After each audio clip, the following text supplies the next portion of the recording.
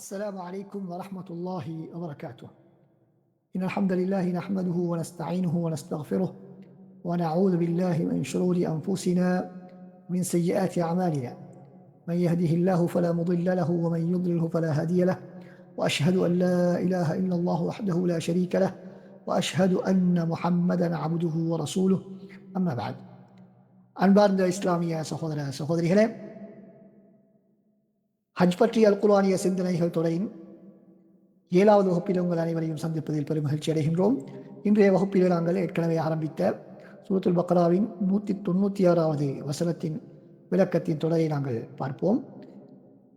அல்லாஹ் சுப்ஹானஹு வ தஆலா அந்த வசனத்தில் என்ன சொல்கிறான்? வஅதிம்முல் ஹஜ்ஜ வல் உம்ரத லில்லாஹ் ஃபஇன் உஹ்சிர்தும் ஃபமஸ்தைஸர மினல் ஹதி ولا تحلقوا رؤوسكم حتى يبلغ الهدي محله فمن كان منكم مريضا أو به أذى من رأسه ففدية من صيام أو صدقة أو نسك.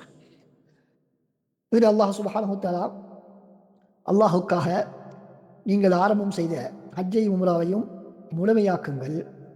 ஆனால் உம்ராவையும் ஹஜ்ஜையும் முழுமையாக நிறைவேற்ற முடியாதவாறு நீங்கள் தடுக்கப்பட்டால் ஹதி எனப்படும் ஆடு மாடு ஒட்டகம் ஆகியவற்றில் உங்களுக்கு முடியுமானதை படியிட்டு விடுங்கள்.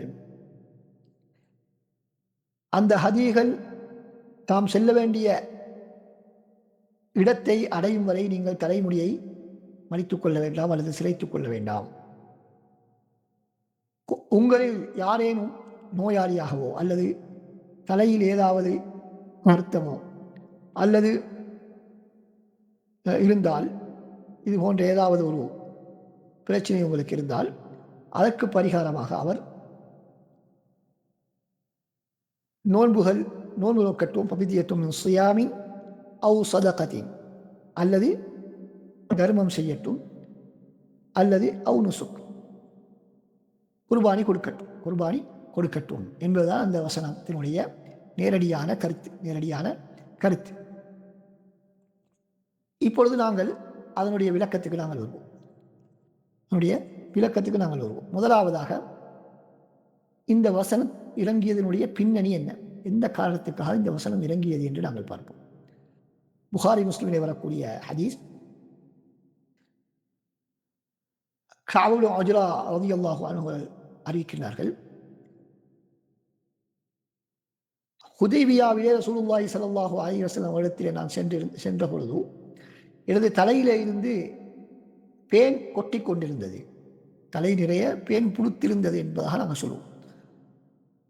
அப்பொழுது ரசூலுல்லாஹி ஸல்லல்லாஹு அலைஹி வஸல்லம் அவர்கள், இதனால் உங்களுக்கு இடைஞ்சலாக இருக்கின்றதா, உங்களுக்கு நோவினை தருகின்றதா என்று கேட்டபொழுது நான் ஆம் என்று சொன்னேன். அப்பொழுது ரசூலுல்லாஹி ஸல்லல்லாஹு அலைஹி வஸல்லம், உங்கள் தலையை நீங்கள் தலைமுடியை வலித்துக் கொள்ளுங்கள் என்பதாக சொன்னார்கள். அதுக்கு பின்னால் அவர்கள் கூறுகிறார்கள், என்னுடைய விடயத்திலே தான்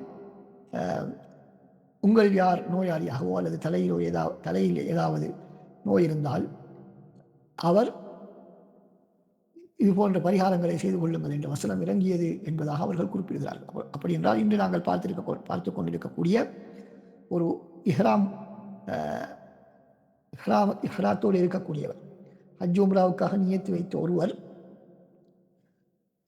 அவர் இஹ்ராமின் போது தடை செய்யப்பட்ட ஏதாவது ஒன்றை செய்தால் அவர் என்ன செய்ய வேண்டும் என்ற வசனத்தை தான் நாங்கள் பார்த்து கொண்டிருக்கின்றோம். அவருக்கு ரசூலுல்லாஹி ஸல்லல்லாஹு அலைஹி வஸல்லம் சொல்கிறார்கள், நீங்கள் உங்களுடைய தலையை வலித்துவிட்டு அந்த பேன் தொல்லையை இல்லாமல் ஆக்க வேண்டும் என்பதற்காக உங்களுடைய தலைமுடியை நீங்கள் வலித்து விடுங்கள். அதற்கு பகரமாக நீங்கள் என்ன செய்ய வேண்டும்? 3 நாட்கள் நோன்பு பிடிக்க வேண்டும், அல்லது 6 ஏழைகளுக்கு நீங்கள் உணவளிக்க வேண்டும், அல்லது உங்களால் முடியுமான ஒரு பலிப்பிராணியை பலிவிட்டு விட வேண்டும் என்பதாக சொல்கிறார்கள். அப்துல்லா இப்னு மஅக்கல் ரஹ்மத்துல்லாஹி அவர்கள் சொல்கிறார்கள், கூஃபாவிலே உள்ள மஸ்ஜிதிலே நான் கஅப் இப்னு உஜ்ரா என்ற சஹாபியிடத்திலே நான் அமர்ந்தேன். அப்படி என்றால் இந்த ஹதீஸை அறிவிக்கக்கூடிய சஹாபியிடத்திலே நான் அமர்ந்தேன் என்பதாக அவருடைய ஒரு மாணவர் சொல்கிறார். அவரிடத்திலே நான் கேட்டேன், இந்த நோன்பு பிடித்து பரிகாரம் செய்வதை சம்பந்தமாக நான் அவரிடத்திலே கேட்டேன். அப்பொழுது அவர் கூறினார், ரசூலுல்லாஹி ஸல்லல்லாஹு அலைஹி வஸல்லம் அவர்களுடைய சபைக்கு நான் கொண்டு செல்லப்பட்ட பொழுது எனது முகத்திலே பேன் கொட்டி கொண்டிருந்தது. அப்பொழுது ரசூலுல்லாஹி ஸல்லல்லாஹு அலைஹி வஸல்லம் சொன்னார்கள், இவ்வளவு உங்களுக்கு தொல்லையாக இருக்கும் என்று நான் நினைக்கவில்லை என்று சொல்லிவிட்டு உங்களிடத்தில் ஒரு ஆடு இல்லையா என்பதாக கேட்டார்கள். அதற்கு நான் இல்லை என்று சொன்னேன். அப்பொழுது ரசூலுல்லாஹி ஸல்லல்லாஹு அலைஹி வஸல்லம் அவர்கள் 3 நாட்கள் நோன்பு பிடித்துக் கொள்ளுங்கள், நோன்பு பிடியுங்கள், அல்லது 6 ஏழைகளுக்கு உணவளியுங்கள். ஒவ்வொரு ஏழைக்கும் நிஸ்ஃபு சா உணவை நீங்கள் கொடுக்க வேண்டும். நிஸ்ஃபு சா என்று சொன்னால்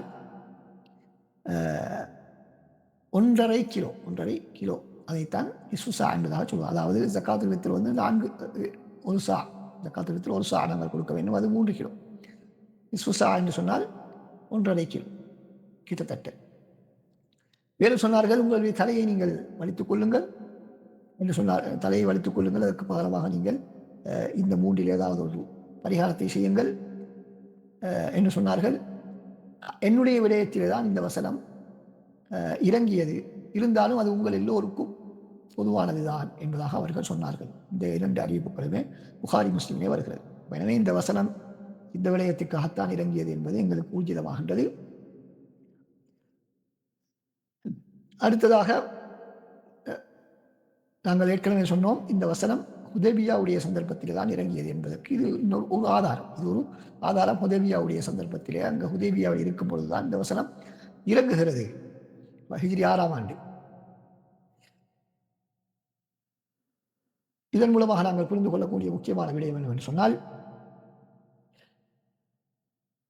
ஹஜ்ஜு கடமை ஹிஜ்ரி 9 அல்லது 10ஆம் ஆண்டு கடமையாக்கப்பட்டிருந்தாலும் கூட அதனுடைய சட்டத்திட்டங்கள் அதுக்கு முன்னாலே ஏற்கனவே நாங்கள் சொன்னோம். இப்ராஹிம் அலைஹிஸ்ஸலாத்துடைய காலத்திலிருந்து ஹஜ்ஜுடைய நடைமுறை வளமையாக அரபிகளிடத்திலே இருந்து வந்த ஒரு விடயம். எனவேதான் அதுக்குரிய சட்டத்திட்டங்கள் அதற்கு முன்னால் சொல்லப்படுவது ஆச்சரியமான ஒரு விடயம் அல்ல என்பதை நாங்கள் புரிந்து கொள்ள வேண்டும். எனவே சிலருக்கு அப்படி ஒரு சந்தேகம் வரலாம். ஹஜ்ஜு உம்ராவுடைய கடமைகள், ஹஜ் குறிப்பாக ஹஜ்ஜுடைய கடமை 9 அல்லது 10ஆம் ஆண்டு கடமையாக்கப்பட்டிருக்கக்கூடிய நேரத்திலே அது எப்படி அதற்குரிய சட்டத்திட்டங்கள் நேர காலத்தோடு உதவியாவிலே வரலாம் என்று சிலர் சிந்திக்கலாம். ஆனால் இந்த இஹ்ராமுடைய சட்டத்திட்டங்கள் எல்லாம் ஏற்கனவே இருந்த ஒரு நடைமுறை தான்.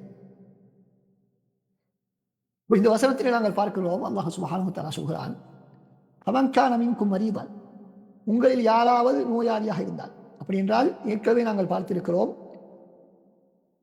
தமது பலிப்பிராணியை பலி கொடுக்கும் வரைக்கும் யாரும் தமது முடியை வலித்துக் கொள்ளக்கூடாது அல்லது சிரைத்துக் கொள்ளக்கூடாது என்பதை அல்லாஹ் சுப்ஹானஹு வ தஆலா சொன்னார். அதற்கு பின்னால் அல்லாஹ் தஆலா என்ன சொல்கிறான்? சலுகையை பற்றி அல்லாஹ் தஆலா பேசுகிறான். இது குர்ஆனிலே உள்ள ஒரு பொதுவான ஒரு நடைமுறை. ஏற்கனவே நாங்கள் ரமதான் மாதத்திலே ரமதான் பற்றிய குர்ஆனிய சிந்தனைகள் தொடரிலே நாங்கள் பார்த்தோம். ரமதான் மாதத்திலே நோன்பு பிடியுங்கள் என்று அல்லாஹ் தஆலா சொல்லிவிட்டு அடுத்ததாகவே என்ன சொல்கிறான்?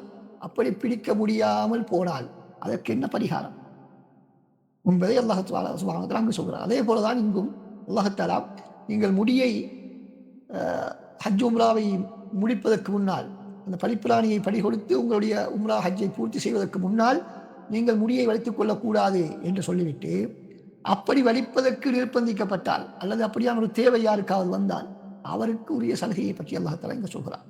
எனவே இஸ்லாம் எங்களுக்கு எப்பொழுதுமே இலகுவை விரும்பக்கூடிய மார்க்கம், சங்கடத்தை விரும்பாத மார்க்கம் என்பதற்கு மிகப்பெரிய ஒரு ஆதாரம். எனவே இஸ்லாத்தை நாங்கள் சரியாக இஸ்லாத்திலே உள்ளவற்றை பின்பற்றினாலே எங்களுக்கு தேவையான அனைத்து விதமான சலுகைகளையும் நாங்கள் பெற்றுக்கொள்ளலாம். இல்லாத சலுகைகளை தேடிச் செல்ல வேண்டிய அவசியமில்லை. எங்கெல்லாம் சலுகை தர வேண்டுமோ அங்கெல்லாம் அல்லாஹ் தஆலா சலுகையை தந்துதான் இருக்கிறார். எனவே நாங்கள் இல்லாத ஒரு சலுகையை தேடிச் செல்வது ஒரு தவறான ஒரு செயற்பாடு. இங்கு அல்லாஹ் தஆலா சொல்கிறான், எனவே முடியை நாங்கள் வலிக்கக்கூடிய நேரம் வருவதற்கு முன்னால் வலிப்பதற்கு தேவைப்பட்டால் என்ற சட்டத்தை தான் அல்லாஹ் தஆலா சொல்கிறார். இப்போ யாருக்காவது நோய் இருந்து, ஏதாவது நோய் இருந்து அந்த நோயின் காரணமாக முடியை வலிக்க வேண்டிய தேவை ஏற்பட்டால், அல்லது நோய் எதுவும் இல்லை, தலையிலே பேன் அதிகமாக இருப்பதனால் அவருக்கு தொல்லையாக இருக்கிறது, வருத்தமாக இருக்கிறது, தாங்கிக் கொள்ள முடியாமல், இந்த நேரத்திலே அவர் அதற்காக வேண்டி தலைமுடியை வலித்தால் அந்த பேன் தொல்லை இல்லாமல் சென்று விடும் என்றால் தலைமுடியை அவர் வலித்துக் கொள்ளலாம். அதே போல நோயாளியாக உள்ளவர் தலைமுடியை வலிக்க வேண்டிய தேவை ஏற்பட்டால் அவர் தலைமுடியை வலித்துக் கொள்ளலாம். அது மாத்திரமல்ல, இது இதை சொல்கிறது, இஹ்ராமிலே தடை செய்யப்பட்ட ஒரு விடயம்தான் முடிகளை சிரைத்தல் அல்லது வெட்டுதல். அதன் சட்டம் மாத்திரம்தான் இங்கு சொல்லப்பட்டிருந்தாலும் இஹ்ராமிலே எதுவெல்லாம் தடை செய்யப்பட்டிருக்கிறதோ,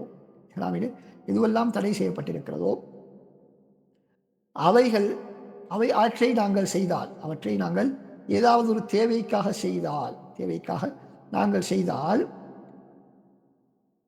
அதற்கு பதிலாக நாங்கள் என்ன செய்ய வேண்டும்? பரிகாரம் செய்ய வேண்டும். அந்த பரிகாரம் உங்களுக்கு 3 பரிகாரங்கள் சொல்லப்பட்டு அதிலே விரும்பியதை தேர்ந்தெடுப்பதற்கான உரிமை தேர்வு சுதந்திரம் வழங்கப்பட்டிருக்கிறது. குறிப்பிட்ட ஒன்றைத்தான் கட்டாயம் செய்ய வேண்டும் என்பது அல்ல. உதாரணமாக ஏற்கனவே நாங்கள் பார்த்தோம், உங்களுக்கு தடை ஏற்பட்டால் அவர் என்ன செய்ய வேண்டும்? தடை ஏற்பட்டவர் அவருக்கு சுதந்திரம் கிடையாது. பலிப்பிராணியை பலியிட்டுத்தான் ஆக வேண்டும். சில அறிஞருடைய கருத்துப்படி 10 நாட்கள் நோன்பு பிடிக்க வேண்டும் என்று சில அறிஞர்கள் சொல்கிறார்கள். ஆனால் குர்ஆனிலே நேரடியாக வந்தது கட்டாயம் அவர் பலியிடுவதை தவிர அவருக்கு வேறு ஆப்ஷன் அங்கு கொடுக்கப்படவில்லை. ஆனால் இங்கு அல்லாஹ் சுப்ஹானஹு வ தஆலா எங்களுக்கு ஒரு தேர்வு சுதந்திர 3 விடயங்களை குறிப்பிட்டு அதில் எங்களுக்கு எது வசதியோ எது இலகுவானதோ அதனை நாங்கள் செய்து கொள்ள முடியும். முதலாவது என்ன? ஃபஃபிதியத்தும் மின் ஸியாம், நோன்பு நோற்றல். எத்தனை நாட்கள்? 3 நாட்களுக்கு நோன்பு நோற்றல். 3 நாட்களுக்கு நோன்பு நோட்பது. அல்லது நோன்பு நோட்க வாய்ப்பில்லாதவர்கள் இத்ஆமு 6 மசாகீன், 6 ஏழைகளுக்கு உணவளிக்க வேண்டும். ஒவ்வொருத்தருக்கும் 1.5 கிலோ வீதம் உணவளிக்க வேண்டும். அல்லது 6 ஏழைகளுக்கு சாப்பாடை வாங்கி கொடுத்து விட்டாலும் போதுமானது. அல்லது ஒரு ஆட்டை பலியிட வேண்டும். இந்த 3லே ஏதாவது ஒன்றை செய்தால் அவருடைய அந்த கடமை முடிந்து விடுகிறது, அவருடைய அந்த பரிகாரம் நிறைவேறிவிடும் என்பதை நாங்கள் இதிலிருந்து புரிந்து கொள்கின்றோம். هذا ما عندي والله أعلم وصلى الله على محمد وعلى آله وصحبه أجمعين والسلام عليكم ورحمة الله وبركاته.